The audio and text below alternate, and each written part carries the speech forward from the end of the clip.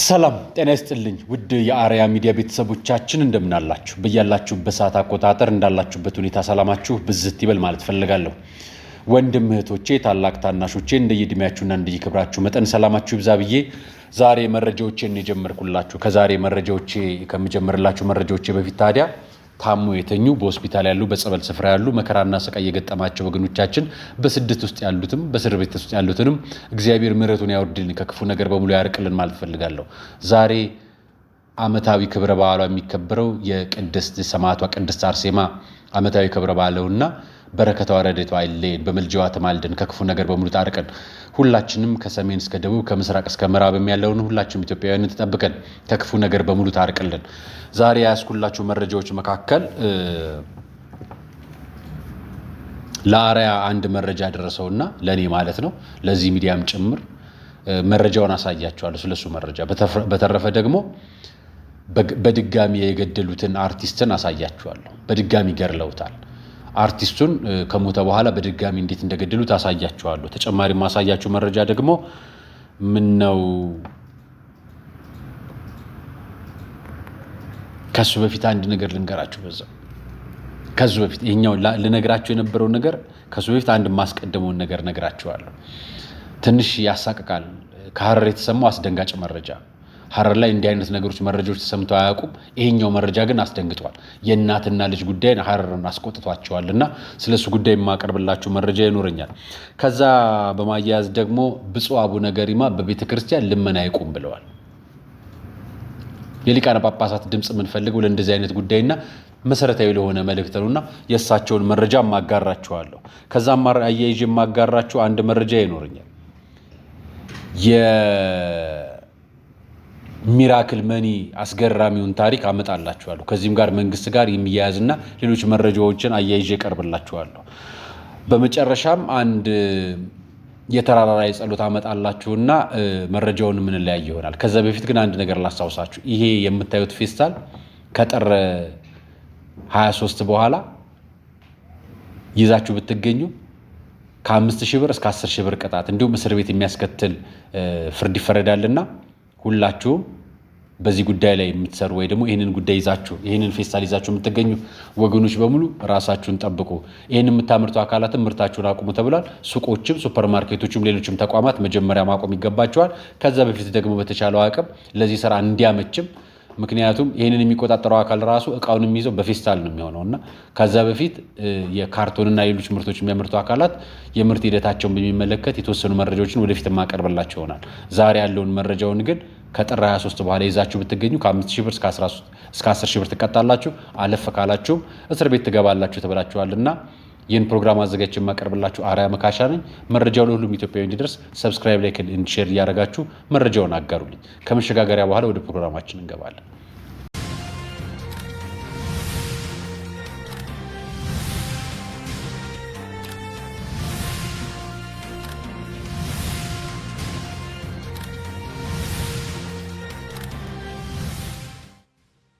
አርቲስቱን በድጋሚ ገደሉት። ሰው አንዴ ነው የሚሞተው፣ 2-3 ጊዜ አይሞትም። ሰው አንዴ ከሞተ ድጋሚ የሚገደለው ድጋሚ በሞተበት ሌላ በደል ሲፈጸምበት ነው። እንዲህ አይነት ነገር ጫፉን ነግሬያችሁ ነበር አይደለም? ትላንትና ሰይፉ ፋንታውን ላይ አርቲስቱን በድጋሚ የገደሉበትን መረጃ ተጋርቷል። ተመልከቷል። አይዞሽ፣ እሺ፣ አይዞሽ እናቴ፣ አይዞሽ፣ እሺ። የዚች ህፃን ልጅ እንባ የአባቷ እንባ ነው። የዚች ህፃን ልጅ እንባ የአርቲስት ወንደሰን እንባ ነው። የዚች ህፃን ልጅ እንባ የሞተው አባቷን ድጋሚ የመግደል እንባ ነው።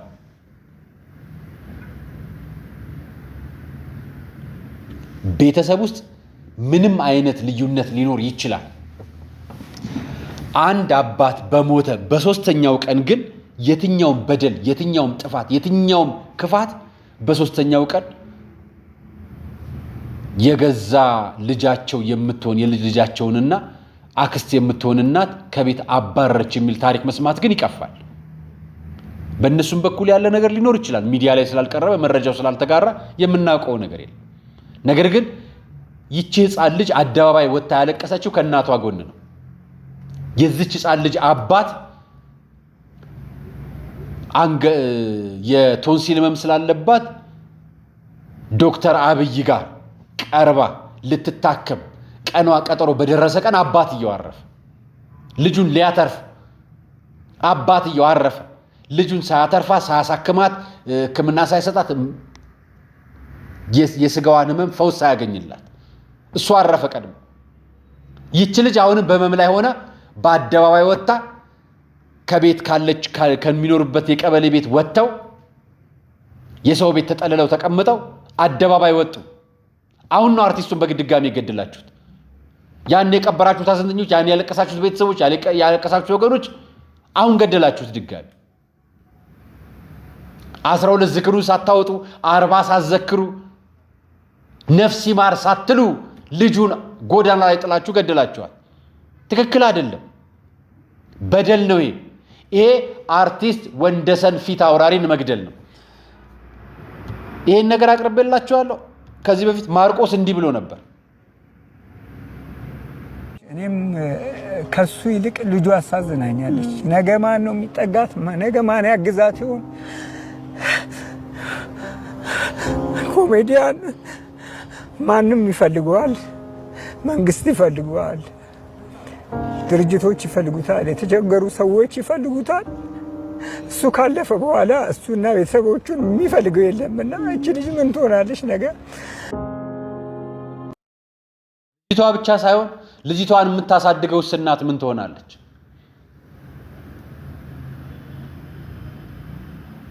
እንግዲህ መላው ኢትዮጵያውያን ድጋፍ እንድታደርጉ ማህበራዊ ሚዲያ ላይ ቅስቀሳ እየተደረገ ነው። በተቻለ አቅም እናትየዋ የግል አካውንት አላት። ብር ስለሌላት አካውንቷ እየተንቀሳቀሰ አልነበረም። እስካሁን ብር ስለሌላት አክቲቭ የሆነ ንግድ ባንክ አካውንት አልነበራት። አሁን ለዚህ ሲባል አካውንት ተከፍቶላት አክቲቭ እንድታደርገው ተደርጓል፣ እንዲንቀሳቀስበት ብር። ያን ያህል ችግርና ስቃያቸው በጀርባ ደብቆ በወንደሰን ፊት አውራሪ ፊት የጓዳ ገበናው ተደብቆ ይኖር የነበረ አባት ነበር። ዛሬ ልጁ አደባባይ የወጣቸው አባቷ ስለሞተ ነው። ዛሬ ልጁ አደባባይ ወጣ የምታለቅሰው ለመላው ኢትዮጵያ ሕዝብ የምታለቅሰው አባቴን በድጋሚ አትግደሉብኝ እያለች። አዎ አባቷን በድጋሚ አትግደሉባት። ይሄን ላረጋችሁት አካላት ነው። ለመላው ኢትዮጵያውያን ደግሞ አዎ ታዋቂ ሰዎች ጀርባ በጣም ብዙ ስቃይ አለ። መድረክ ወጥተው ከሚናገሩበት ጀርባ ያላቸው ህመም ብዙ ነው። ብፁዓን አባቶቻችን ስንወቅሳቸው እኮ ያው እንከኑን እናውጣ ብለን እንጂ እኮ ብዙ ህመም አለባቸው። መሪዎቻችን ስንናገር እኮ እንዲሁ ፊት ለፊት የምንናገራቸው መስራት የሚችለው እንዲሰሩት እንጂ እኮ ህመም እንዳለባቸው ሳናውቅ ቀርተን አይደለም፣ ሳይገባን ቀርተው አይደለም፣ ሳንረዳቸው ቀርተን አይደለም። መሆን ያለበት ግን ስለሚቀድም ነው። ዛሬ ፊታቸው የሚቆም አባት ስለሌለ፣ ዛሬ ፊቷ የሚቆም አባቷ ስለሌለ ይችጻል ልጅ አንገቷን ሰርጀሪ የምትሰራውን ጉሮሯን ሰርጀሪ የምትሰራውን የሚያሳክማት አጣለች። እናትየው ደግሞ የልጁ እናት ባለቤቱ የሚወዳት እስከዛሬ አብሯት የኖረውን ባለቤቱ ደግሞ ይሄው እየተሰቃየች ነው። ልጇን የምታኖርበት ሳንቲም የላትም፣ የምትተዳደርበት ቅሪት የላትም። ከኖረችበት ቀበሌ ቤት ወጣ ጎዳና ትጥላለች። ዛሬ አርቲስቱን ቀበር ነው በድጋሚ። አሁን አርቲስቱ ቤተሰቦቹ ብቻ አይደለም፣ አሁን መላ ኢትዮጵያውያን ነው የምንቀብረው። ዝም ካልናቸው፣ ካልደገፍናቸው፣ ካላገዝናቸው የምንቀብረው እኛም ጭምር ነው።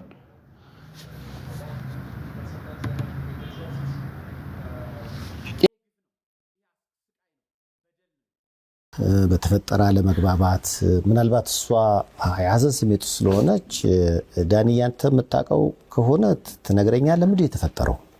ከምንም በላይ የሚጎዳ ከሞት በኋላ የሚመጣ ነገሮች ናቸው። ብዙ ሰው እኔ ጋር ነው የሚደውለው። በጣም ነው እኔም ያዘንኩት። ማንም ሰው ሲኖር ይጋጫል፣ አብሮ ሲኖር ይጋጫል። የማይጋጭ ነገር የለም። ያ በዛው በቤተሰብ የሚፈታ ነገር ነው።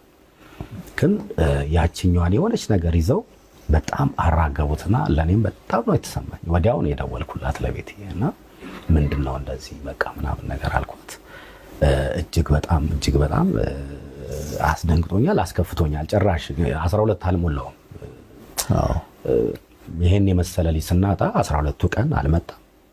ከዛን እንደዚህ ደግሞ ሲባል ባለቤቱና ልጁን እንደዚህ ሲኮን ያሳዝናል። በጣም ነው የሚያሳዝነው። ግጭት ሊኖር ይችላል ቤተሰብ ላይ። ካልተስማማ ደግሞ ወጥተህ ትከራያለህ። ግን አንዳንድ ያው በቲክቶክ ይሄ የሶሻል ሚዲያ ምናምን ያው ሁሉም ጋዜጠኛ ሆኗል በአሁኑ ሰዓት። ተጣሉ ወጥተው እንደዚህ ሆኑ ያመኛል። እያንዳንዱ ነው ሴንድ የሚደረግልኝ። ያንን ጉዳይ ደግሞ ያው ቤቴ ምንድን ነው የተፈጠረው? ያው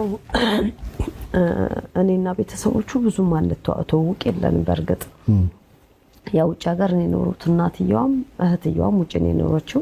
ባለፈው የሆነ አመት መታት ከእሷ ጋር ተዋውቀናል፣ ከእህቱ ጋር ማለት ነው።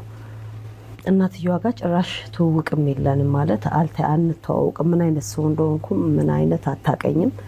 ያው በፊትም በስልክ ነበረ እንዴት ናችሁ ምናምን እንባባለውና ያው ለቅሶ ላይ ቁጭ ብለን ብዙ ነገሮች አሉ። እኔ ይሄ ነው ማለቱ በጣም ለኔ ራሱ እጅግ በጣም ይከብደኛል። እነዚህ ልጆች መካከል እነዚህ አዋቂዎች መካከል የሚታየኝ የልጅቷ ህመም ነው፣ የልጅቷ ስቃይ ነው። አዎ ተጣሉ የሚል ማህበራዊ ሚዲያ ላይ ብዙ አጀንዳ ተነስቷል። አዎ ተጥለዋል እኮ። አዎ ከቤት ውጡ ማለት እኮ መጣል ነው። የአባቷ ሰልስት ማግስት እኮ ውጪ መባል እኮ አንዲት ህፃን ልጅ እኮ መጣል ነው። ሌላ ምንድን ነው? ሌላ ምን ትርጉም ይሰጠዋል? ምን ቃል ይሰጠዋል? ለዚህ ማሰማማሪያ ቃል እና ብጅለት ወይ? ከቃሉ ይልቅ እውነቱን ለምን አንጋፈጥም? ለዚህ ነው ቤቴሌም ህሉፍ 10,000 የአካውንት ቁጥር ንግድ ባንክ አካውንት ቁጥር 10,024,73,85 ላይ መላክ ትችላላችሁ። ልድገምላችሁ 10,024,73,85 ላይ የስልክ ቁጥሯ መደወል ከፈለጋችሁ 0910-219309 ላይ ድጋፍ አድርጉላችሁ የቻላችሁትን። እኔ ከዚህ በላይ ያው ማለት ማህበራዊ የግል ቤተሰባዊ ነገር ስለሚሆን እዛ ውስጥ አልግባ። ግን ተጥለዋል። ያሳዝናል። ትንሽ ስላመመኝ ነው ያሳየኋችሁ። እነዚህ ልጆች እችን ልጅ ታስታውሷታላችሁ? አይታችኋታል? አታቋትም? እችን ፎቶ እነዚህን ፎቶዎች አታቋቸው? እነዚህ የሁለተኛው ፎቶ የሶስተኛውን ፎቶ አያችኋቸው? አንዲት ልጅ ነች። የናዝራዊት አበራ ፎቶ ነው የምታዩት ፎቶ። ናዝራዊት አበራ የሞቷ ቀን እየቀረበ ነው። ዛሬም ቻይና ተፈርዶባት ነው ያለች የሞት ፍርድ። ጓደኛው እዚህ ተፈርዶባታል።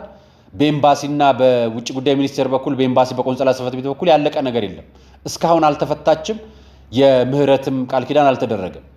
የኢትዮጵያ መንግስት ብዙ ጊዜ ለውጭ ሀገራት በተለይ ወንጀል ሲፈጽሙ ወደ ሀገራቸው የመመለስ ፍርዳቸውም ተፈርዶባቸው አንዳንዱ ይታሰራሉ። ከሀገራቱ ጋር ደግሞ ተወያይተው እስረኛ ይመለሳል። ይሄ ይደረጋል። የኛ ዲፕሎማሲ ናዝራዊትን ማስፈታት አቅቶታል። እዚህ አሳልፈ የሰጠቻት ጓደኛዋ ተፈርዶባታል። ከሞተች በኋላ ሬሳ ነው የምንቀበለው። ቻይና ከቻይና ጋር ያለን የኢኮኖሚ ትስስር የጋራ የአብሮነት ትስስራችን ይችን ልጅ ነፃዋን ልጅ ሄዳ በበደል በደረሰባት በጓደኛዋ ሰበብና ስቃይ እዚህ የሞት ፍርድ ተፈርዶባት እስከዛሬ እስር ቤት ውስጥ ነች። ልትሞት አንገቷ ላይ ሸምቀቆ እየጠበቀ ነው። ቀናቶች ነው የቀሩት እና አሁንስ ምንድን ነው የሚባሉ? ዝም የተባለው ለምንድን ነው? እንዲሁ ድምፅ ለመሆን ነው። መሀል ላይ ለማስታወስ ያህል ነው የገባሁት። እነዚህ ሁለት እናቶች እናትና ልጅ ሀረር እያለቀሰች ነው። እናትና ልጅን የገደለው አንድ ወንጀል ነው። እናትና ልጅ የሞቱት አንድ ምግብ በልተው ነው። እናትና ልጅ የሞቱት ምግብ ከበሉ በኋላ እናት ወደ መጸዳጃ ቤት ስትሄድ ወድቃ አረፋ ደፍቋ ተንደፍድፋ አረፈች። ከደቂቃዎች ልዩነት በኋላ ልጭ ውሃ እያየች ልጭ ውሃ ሰው ደርሶላት ሞሞቷ ሲረጋገጥ ልጅቷ ከደቂቃዎች በኋላ ደግሞ ልጅቷ በተመሳሳይ ሁኔታ ወደቀች። በተመሳሳይ ሁኔታ አረፋ ደፍቃ ሞተች። ፖሊስ እያጣራ ነው። የበሉት ምግብ፣ የጠጡት ውሃ፣ ከዛ በፊት የተመገቡት ምግብ፣ አካባቢው አሳይ የተደረገ ሬሳቸው ማለት ነው የእናትና የልጅ ሬሳ ወደ ምኒልክ ተልኳል ለምርመራ። ፖሊስ አካባቢውን እያጣራ ነው። ሀረር አሁን እናትና ልጅን የሚገድል በምግብ መርዞ የሚገድል በመጠጥ መርዞ የሚገድል በመድኃኒት መርዞ የሚገድል ምን ነገር ተከሰተብኝ ብላ ደንግጣ ግራ ተጋብታ እያለቀሰች ነው ሀረር።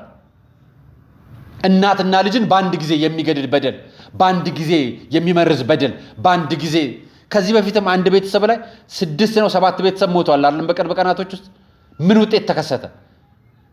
ምን ተባለ? አባት እናት ልጆች ምናምን የመጨረሻው ህፃናት ገባ ህፃኑም ሞተ እናትም እየተጠበቀች ነው ለሞት 7 ልጅ በአንድ ቤተሰብ ላይ ሞተው ነበር የት ላይ ደቡብ ክልል ላይ አሁን ደግሞ ሐረር ላይ ሄደ ጉዳይ መርዝ ነው በሽታ ነው ወንጀል ነው ንገሩንስ የደቡብ ውጤት ምን ተደረገ የፌደራል ፖሊስ ነው ሊይዘው የሚገባው ውጤቱ ምንድነው አልተነገረም አሁን ደግሞ ከደቡብ መጥቶ ወደ ሐረር ላይ ሄደ በአንድ ቤተሰብ ውስጥ ምግብ በልተው እየሞቱ ሌላ በሽታ የለም ሌላ ወረርሽኝ የለም ነው ተመሳሳይ መርዝ ነው ደቡብ ላይ ሄዶ የሚለቀው እዛም ሄዶ የለቀቀባቸው ተመሳሳይ ሰው ነው መርዙን እነዛም ምሳ በልተው ነው የሞቱት እነዚህም ምሳ በልተው ነው እየሞቱ ያሉት ነው የምሳ ሰዓቱ ጉዳይ ነው የሚቀየረው ጉዳዩን ከፍ ብታረጉት እንዲሁ ቀላልና ተራ ባታረጉት ሞተዋል ይሄ ጉዳይ ተመሳሳይ ወንጀል በጉራጌ አካባቢ ላይ ተፈጥሮ 7ቱም ሰዎች ሞተዋል 8ኛዋ እናት የተጠበቀች እንደሆነ ነገራችሁን 8ኛዋም ጣር ላይ ነው የነበረችው ይሄ ተዘገበ ከዛን ምንም የተነገረ ነገር የለም የወንጀል ውጤቱ አልተነገረም ምርመራው አልተነገረም ሞታቸው ግን ዜና ሆነ ወንጀል ውጤት ግን ዜና ይሆን የምርመራ ውጤት ግን ዜና ይሆን ወረርሽኝ ነው በሽታ ነው በዚህ ጉዳይ ላይ ምናልባት የጤና ጥበቃ ሚኒስቴር መሄድ ያለባችሁን ርቀት ብትሄዱ ለማለት ፈልጌ ነው መረጃውን ጠቆም ላርጋችሁ ሌሎቻችሁም የምትበሉትን ተጠንቀቁ ፍሩት አሁን እየፈራችሁ ራሳችሁ ያልሰራችሁት ራሳችሁ ተጠናቀቃችሁት ነገር ፍሩት የምትገዙትንም ነገር ተጠንቀቁ ምናልባት መንግስት ወደፊት አንድ ነገር ይለን ይሆናል የብፁዕ አቡነ ገሪማ በተለይ ብዙ ጊዜ እኛ ሁሉ ጊዜ ወቀሳ የምናቀርበው ታቦት ተሸክማችሁ እባካችሁ ብፁዓን አባቶቻችን ታቦት ተሸክማችሁ ረጅም ሰዓት አትቁሙ ምዕመናን በዛ ሰዓት ቢያንስ ስጋው ደግሞ ተቀበሉ ይባል ሌላ ስብከት ይሰበክ ሲባል እሳቸው ወጥተው ልመና ልናቆም ነው አሉ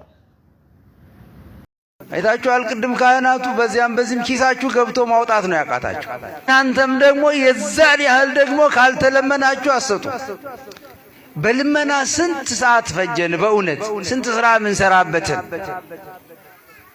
ይሄ አስፈላጊ ነው ብያላምንም ልንሰጥ አምጥተናል እንስጥ የግድ ስማችን ካልተጠራ አይሆንም እግዚአብሔር አይሰማ ለማን ነው የምንሰጠው በቃ ለእግዚአብሔር ከሰጠን ለእግዚአብሔር መስጠት የስም መጠራቱ ምንም አስፈላጊ አልመሰለኝም ምክንያቱም ማን ይጥራ ስማችንን በቃ እግዚአብሔር ይጥራ እግዚአብሔር ያውቃል ምን ሰጠው ለእግዚአብሔር ነው ቤተክርስቲያኒቱ መግለጥ ያለባት ችግሯን ብቻ ነው ታዲያ ችግሯን እሷ ገልጣ ማን ሊሸፍነው ነው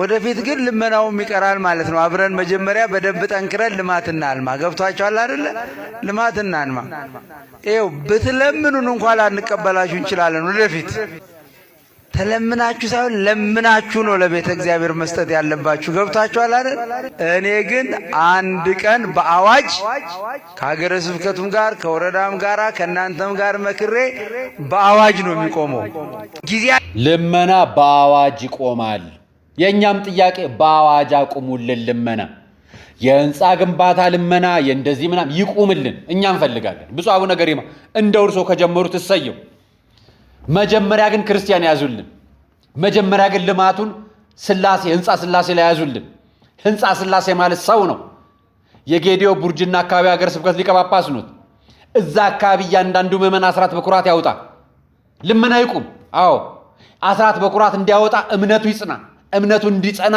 በየቀኑ ንስሐ ይግባ በየቀኑ ስጋው ደግሞ ይቀበል ክርስቲያን ይሁን ምዕመኑ አሁን እኮ ነጠላ የለበሰ እንጂ ሁሉ ክርስቲያን አይደለም የተሰበሰበው የቸገረንስ እኮ ነው መናፍቁም ነጠላ ለብሶ ይገባል ኢያማኙም ነጠላ ለብሶ ይገባል ክብረ በዓል እንደ ባህሉ ዜማ ያከብረዋል ታቦት ፊት ሄዶ ይቆማል አብሮ ተባረኩ ይላል ንስሐ ይገባ ስጋው ደግሞ አይቀበል አስራት በኩራት አይወጣ ታዲያ እንዴት ነው ቤተክርስቲያን ልመና የሚቆመው እንዴት አድርገን እናቆመው ህንፃ አቁመን ሰው ላይ ሳንሰራ ህንፃ አቁመን ቤተክርስቲያንን ልመና እናስቆማለን ህንፃ የገነቡትስ ልመና አቁመው ያውቃሉ አዲስ አበባ ያሉ እኮ እያንዳንዱ አድባራት በተለይ ትልልቆቹ አድባራቶች ህንፃ አላቸው 4-5 ህንፃ የሚያከራዩት ቢሮዎች የሚያከራዩት እኮ ውድ ነው እንደውም ከመደበኛ ከነጋዴዎቹ ኪራይ ውድ የቤተክርስቲያን አቅራቢያ ያሉት ህንፃዎች ይወደዳሉ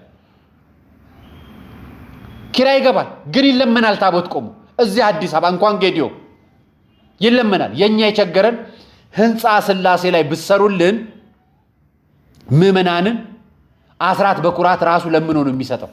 ያኔ ታቦት ቆሞ አይለመንም። ያኔ ታቦት ቆሞ እንትንን ልማት ልናስገነባ አይባልም። ከገባው አስራት በኩራት ቤተክርስቲያን ልማቷን ትሰራለች፣ የሰራተኞቿን ደሞዝም ትከፍላለች፣ የካህናቶችም ደሞዝ ይከፈላል። የቤተክርስቲያንም ቁርጥ ሞዴል 30 በስርዓት ይከፈላል። አስራት በኩራት በስርዓት ቢዋጣ ኖሮ አሁን የቸገረን ለአስራት በኩራት አዋጡ ሌላ፣ ለልማት አዋጡ ሌላ፣ ለእንትን ደግሞ እንደዚህ ያስፈልጋል፣ ለዚህ እንትን ቤተክርስቲያን ልናድስ ነው፣ እንደዚህ እንትን ልናነጽ ነው፣ እንደዚህ። ይሄ እኮ ነው የቸገረን። ስለዚህ ለዩልን፣ ህንፃ ስላሴን አልሙና ልመናውን አቁሙልን። እኛ የምንፈልገው ይሄን ነው። እንደግፎታለን በዚህ ሐሳቡ። ሌሎች ሊቃነ ጳጳሳትን ቢነሱ ደስ ይለናል አብሮት። ይሄን ነገር ሰምታችሁታል? የ20 ሚሊዮን ብር ተአምሩን፣ ድንቅ ተአምሩ ሚራክል መኒ እስከ 20 ሚሊዮን ብር የገባላትን ሴት አስታውሳለሁ። 20 ሚሊዮን ብር 20 ሚሊዮን ብር 10 ሚሊዮን ብር እነዚህ 400 ሺህ 500 ሺህ ኦልሬዲ እነሱ ዝም ብሎ የሚገቡ ናቸው። ባይዘው ጧት የሚገቡ ዝም ብሎ እኒህ ዝም ብሎ ለቁርስ ለራት ምናምን የሚገባላቸው ናቸው። 20 ሚሊዮን ብር ገብቶላት ኦልሬዲ ሴትዮዋን ሳይዋት 20 ሚሊዮን ማኔጅ የምታረግ ሴት አይደለችም። እና ይሄ ነገር መጣራት አለበት ተብላ ድጋሚ ቸርች መጣች። አካውንቴ ላይ 20 ሚሊዮን ብር ገባለች። እንደውም የገባልኝ 20 ሺህ ብር መስሎኝ ነበር ቁጥር ስለማላቅ። ወዳጆቼን ስጠይቅ ደነገጡ። ከየት ነው የመጣው አይታወቅም ገንዘቡ። ኦልሬዲ ሚራክል ማለት ምን ማለት ነው በአማርኛ? ተአምራት ነው። ተአምራት ኦልሬዲ ተአምርን ማብራራት አትችልም። አስማት አይደለም ወይም ደግሞ ትሪክ። እንዲህ አይነት ውሸት በሃይማኖት ስም ሲሰበክ የብሔራዊ ደህንነት ፋይናንስ ኢንተለጀንስ ቢሮ ምንድን ነው የሚሰራው? ምንድን ነው የሚያደርገው? የፌዴራል ፖሊስ የፋይናንስ ኢንተለጀንስ ቢሮ አለው። ምንድን ነው የሚሰራው? ምንድን ነው የሚያደርገው? በአደባባይ እኮ ነው የሚነገር። 20 ሚሊዮን ብር በተአምራት ሚራክል መኒ ነው ገባላት። ከየት አይታወቅም። ምን ስለሆነ? ተአምር ስለሆነ። 200 ሺህ 300 ሺህ 400 ሺህ ብርማ የሻይ ቁርስ ነው። ይሄ እነሱ ተራ ናቸው። ይሄ እኮ በሚዲያ ነው የሚነገረው። ሰው ቆሞ ፓስተር ሆኖ አገልጋይ ነኝ ብሎ ክራባት አድርጎ ማይክ አድርጎ ኮት ለብሶ ዘንጦ ሶፊ ሾው ላይ ቀርቦ 20 ሚሊዮን ብር ገብቷል። ለመመርመር የተመጣ መንግስት የለም። ለመመርመር መንግስት የለም። ለመመርመር የባንክ የፋይናንስ ስርዓት የለም። ለመመርመር የሚያጣራ አካል የለም። ስለዚህ ሚራክል መኒ አለ። ገንዘብ ወንጀልም በምንም የሚገባ አካውንት ውስጥ ሚራክል መኒ ነው። ከየት እንደመጣ አይታወቅም። በነገራችን ላይ አንድ ነገር ልንገራችሁ። የባንክ ሲስተም ነው። ብር ስታስገቡ ያስገባውን አካል ያውቃል። ሚራክል የሚባል መኒ ባንክ አካውንት ውስጥ የለም። እንዲህ የሚባል ተአምራትም ኖር አያውቅም፣ ወደፊትም አይኖርም። አሁን በእናንተ ብቻ ነው ያለው። በእናንተ ሚራክል ነን በምትሉት በእናንተ በግለሰቦች ብቻ ነው ያለው። በመኒ ደረጃ የለም። ተአምራት ፈውስ ያለው ለአካላዊ ለስጋ ደዌ ነው። ከዛ ውጪ ይሄ ቁሳዊ ተአምር የሚባል ነገር የለም። አታምጡት፣ አታገናኙት። አምጣችሁ ከመጣም አንድ ነገር ልንገራችሁ። የብሔራዊ ደህንነት ፋይናንስ ኢንተለጀንስ በእያንዳንዱ ቀን የብሔራዊ ባንክ በእያንዳንዱ ግለሰብ አካውንት የገባውን ከ200 እና ከ300 ሺህ ብር በላይ የሚገባ አካውንት ቁጥርን ቼክ ያደርጋል። በእያንዳንዱ ቀን ይደርሰዋል። እና 20 ሚሊዮን ብር ሲገባ ለምርመራ ብሔራዊ ደህንነት ነው የሚጠራት ወይንስ እናንተ ጋር ነው የምትመጣው? ይሄ የአደባባይ ውሸት ስለሆነ ነው የምነግራችሁ። ሁለተኛ ፌዴራል ፖሊስ አለ። ሶስተኛ ባንኩ አለ፣ ተጠያቂ ነው። ከየትኛውም ቦታ ያለ ማንም እውቅና ገቢ የሚደረግ ሳንቲም ኖሮ አያውቅም፣ ተደርጎ አያውቅም፣ አይደረግም። ይሄ እኮ ሰውነቷ ውስጥ የታመመችውን ህመም ተፈወሰች አይደለም ያላችሁን። 20 ሚሊዮን ብር አካውንቷ ገባ ነው ያላችሁን የሆነ ተቋም ውስጥ። ያ ተቋም ሚራክል የሚባል ትራንስፈር አድራጊ አለ? ይሄ ተአምር የሚባል ትራንስፈር አድራጊ ቁጥር አለው? የለው። ከሌለ የለም። እና በአደባባይ ሲዋሽ ለዚህ ጉዳይ የምንጠይቀው የፋይናንስ ኢንተለጀንስ ቢሮ እንዲህ አይነት ሰዎች ህዝቡን እየረበሹት ነው፣ ህዝቡን እያታለሉት ነው። ህዝባችን የገዛ ይሁላችንም ፕሮቴስታንት ይሁን ኦርቶዶክስም ይሁን ጴንጤም ይሁን ሙስሊምም ይሁን ማንም እምነት ተከታይ ይሁን እንዲህ ብሎ የሚል የሃይማኖት ተቋም የለም። እንዲህ አይነት ተአምራትን በሃይማኖት ተቋማት ውስጥ የለም። ይሄ የሐሰተኞች ማጨበርበሪያ ዘዴና በሚዲያ ላይ ወጥተው የመንግስት ስርዓትንና ሃይማኖታዊ ስርዓትን የሚበርስ ስርዓት ነው። ስለዚህ ተቋማት 20 ሚሊዮን ብር ያመጣችሁን ሴትዮም ያምጣላችሁ። 20 ሚሊዮን ብር የገባበትን ትራንስፈር ለምርመራ የመጣበትን ቦታ ቼክ አድርጉት። ከዚህ በኋላ እንዲህ አይነት ጉዳዮች እንዳይወጡ ማድረግ ትችላላችሁ። ስለዚህ ሰዎች እንዳይታለሉም ትጠብቃላችሁ በተዘዋዋሪ መንገድ። ይሄ የእናንተም ስራ ስለሆነ ነው ወደ እናንተ ጠቆማውን ማቀርበው።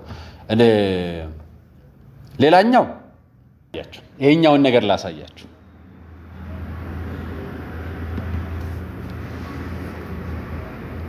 ለኔ የተላከ ቪዲዮ ነው።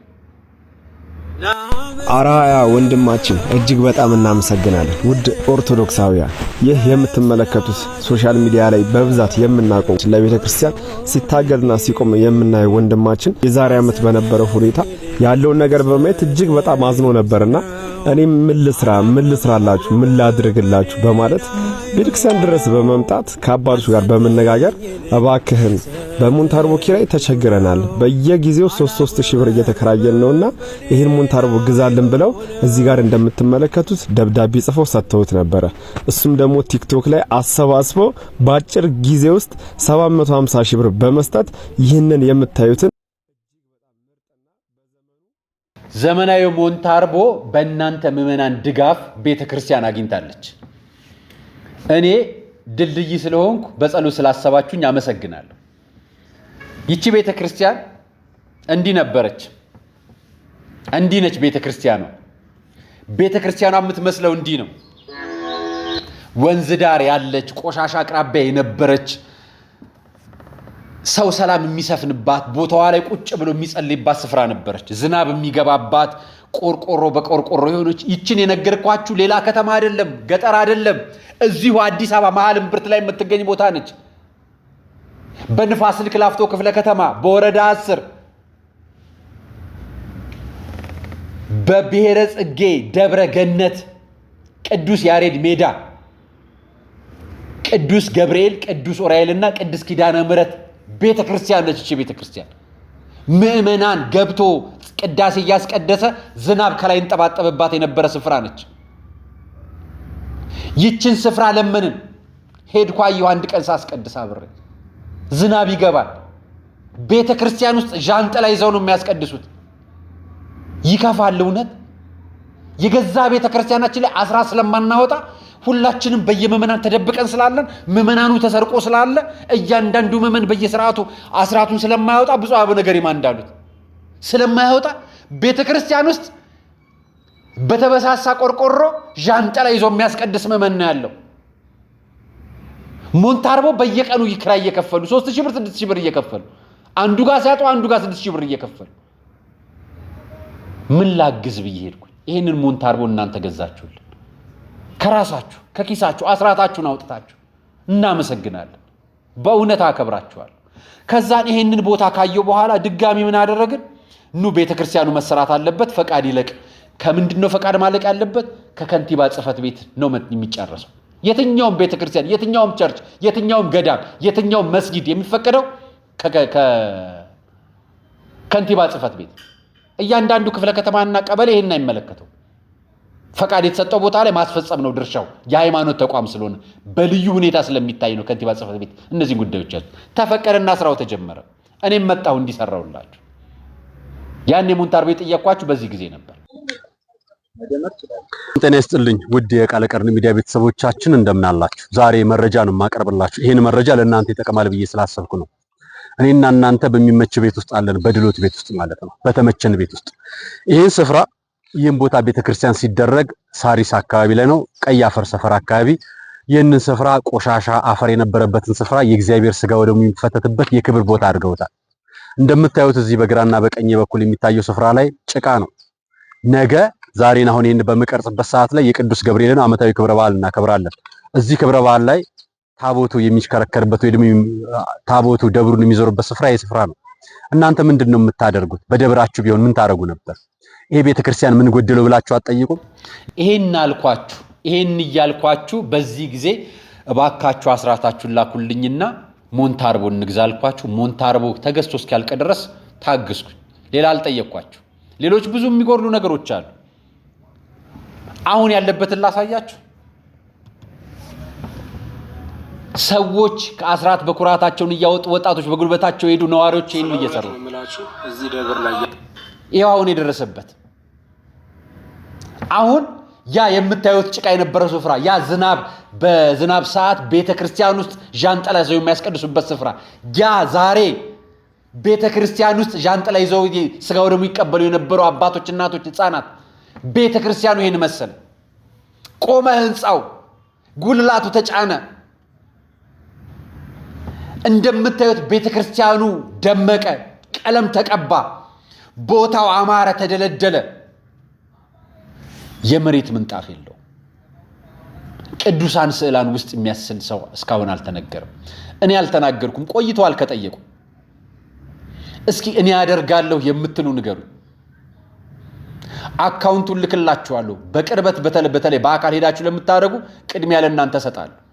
ይሄንን ደብር ምንጣፍ አነጥፋለሁ፣ ራሴ ምንጣፍ ገዝቻ አነጥፈዋለሁ የምትሉ እውነት ምንጣፍ ግዙልን። ያ በዣንጥላ ዝናብ እየተንጠባጠባባቸው የሚያስቀድሱ ምዕመናን ያሉበት ቤተክርስቲያን ውስጥ ኑ ዛሬ ምንጣፍ አንጥፉልን። በራሳችሁ አስራት በራሳችሁ ለቤተክርስቲያን በተግባር ቁሙ። እኔ በአካል ነው የምጠይቃችሁ። ኑና በአካል ሄዳችሁ ስዕል አድኖ አስኑልን። ቅዱሳን ስዕላን ኑ በአካል ሄዳችሁ ምንጣፍ አንጥፉልን። ኑ በአካል ኤሌክትሪክ ዝርጋታ ይቀራል ጨርሱልን። ኑ በአካል እናንተው ራሳችሁ በአካል ሄዳችሁ እንድትጠይቁ ፈቃድ ያላችሁ ሰዎች እዚህ ከስር በምታዩት ኮሜንት ስራ አስቀምጡልን። የደብሩን አካውንት የደብሩን ስልክ እኔ ልክላችኋለሁ። እናንተ ግን በአካል ሄዳችሁ ማሰራት ከፈለጋችሁ ቅድሚያ በአካል ለምታሰሩ ሰዎች ነው የምንሰጠው። 8000 ብር አትሞላም አንድ ካሬ ስዕል። የእመቤታችን የቅድስተ ቅዱሳን ድንግል ማርያምን ስዕል ማሳላት ፈልጉም ቤተክርስቲያን ውስጥ በእናንተ ዘወትር ጸሎት በሚጸለይበት ቤተ መቅደስ ውስጥ የቅዱስ ገብርኤልን ስዕል ማሳል የሚፈልግ የለም። የቅድስት ሥላሴን ስዕል ማሳል የሚፈልግ የለም። የጌታችን መድኃኒታችን ኢየሱስ ክርስቶስ ስቅለቱን የሚያሳይ ስዕል ማሳል የሚፈልግ ሰው የለም። የጌታችን ውልደቱን ማሳል የሚፈልግ ግለሰብ የለም፣ አማኝ የለም። የኪዳነ ምሕረትን ማሳል የሚፈልግ የለም። የቅድስት አርሴማን ማሳል የሚፈልግ ሰው የለም። የቅዱስ ኡራኤልን ስዕል ማሳል የሚፈልግ ሰው የለም። አንድ ሰው እኮ ይሄንን ሁሉ ማድረግ ይችላል። ሁሉ ግን ለእናንተ ይሁን። ለአንድ ሰው ከሚደረግ ለእናንተ ይሁን። ሁላችሁ ይሄንን ማድረግ ትችላላችሁ። ይሄው ቤተክርስቲያኑ በ3 ወራት ጊዜ ውስጥ ነው። ይኸውን 4ኛ ወራቱ ተቆጠረ። ቤተክርስቲያኑን ከቆርቆሮ ዝናብ ከሚዘንብበት ቤት ምዕመናኑ የጉልበታቸውን እያዋጡ አሁን እዚህ ያደርሰናል። እናንተን ደግሞ እንጠብቃችኋለን። ምንጣፍ አንጥፉልን። ሌሎችን ጠይቃችኋለሁ። ዛሬ ይሄንን ብቻ ልጠይቃችሁ። ቅዱሳን ስዕላንን ማሳል የምትፈልጉ ከታች በምታዩ ስልክ ደውሉልኝ፣ ከነሱ ጋር አገናኛችኋለሁ። ከሳሌዎቹም ጋር ከቤተ ክርስቲያኑም ጋር በኮሜንት ማሳውቁኝ። ማናችሁ መስጠት መልስ እንሰጣችኋለን። ቤተ ክርስቲያኗን ብቻ አግዙልኝ።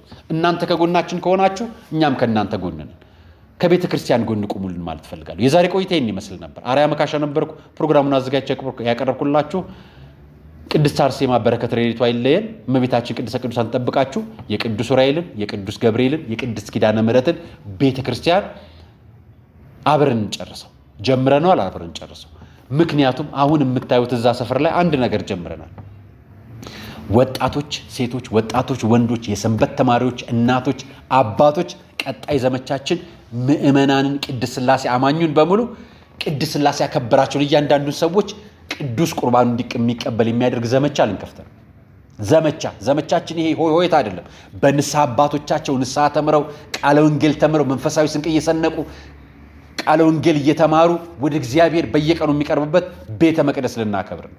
ይችን ቤተ ክርስቲያን የምንሰራው ቅድስት ህንፃ ሥላሴ ልናከብር። የኛ ህንፃ ሥላሴ ሰው ነው። ሰው ሊከብር ኑ ቅዱሳን ስዕል አንሳሉልን፣ ምንጣፍ አንጥፉልን ብለናችኋል።